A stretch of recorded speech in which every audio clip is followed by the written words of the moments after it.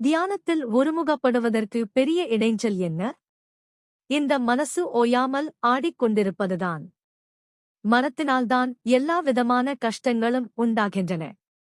மனத்தில் ஏற்படும் ஆசையே அத்தனை கஷ்டங்களுக்கும் காரணம். ஆசைப்படாதே என்று இந்த மனசை இழுத்து பிடித்து நிற்க வைக்க முடியவில்லை. நாம் ஒரு வஸ்துவை நினை என்று இந்த மனசிடம் சொன்னால், அது ஏதோ சொற்ப காலம் அதை நினைப்பது போல இருந்து வேறு எங்கோ பாய்ந்து விடுகிறது. தியானம், சாந்தி என்றெல்லாம் நான் உபன்யாசத்தில் சொல்கிறபோது ஒரு க்ஷணம் உங்கள் மனம் அடங்கினாற்போல் தோன்றும், ஆனந்தமாயிருக்கும். ஆனால் அடுத்த க்ஷணமே மனம் எங்கோ ஓடி சாந்தி குலைந்து போகிறது.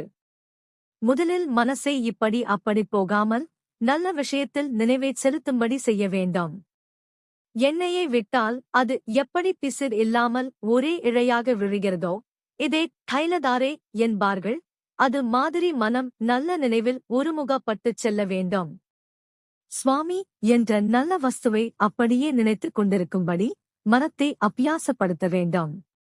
அதன் பிறகு நினைக்கிறோம் என்பதும் போய் சுவாமியிலேயே கலந்து சுவாமியாகவே ஆகிவிடுவோம். இப்படி மனசை அடக்குவதுதான் யோகம் என்பது.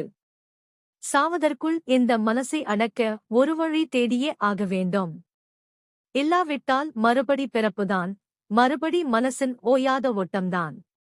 எனவே இந்த ஜன்மாவிலேயே காமமும் குரோதமும் ஏற்படுவதற்கு எவ்வளவோ ஹேதுக்கள் இருக்கும்போதே இவற்றின் நடுவே மனசை அடக்க முழு பிரயத்தனமும் பண்ண வேண்டும். அப்படி பண்ணி ஜெயித்தவன்தான் யுக்தன் என்கிற யோகி.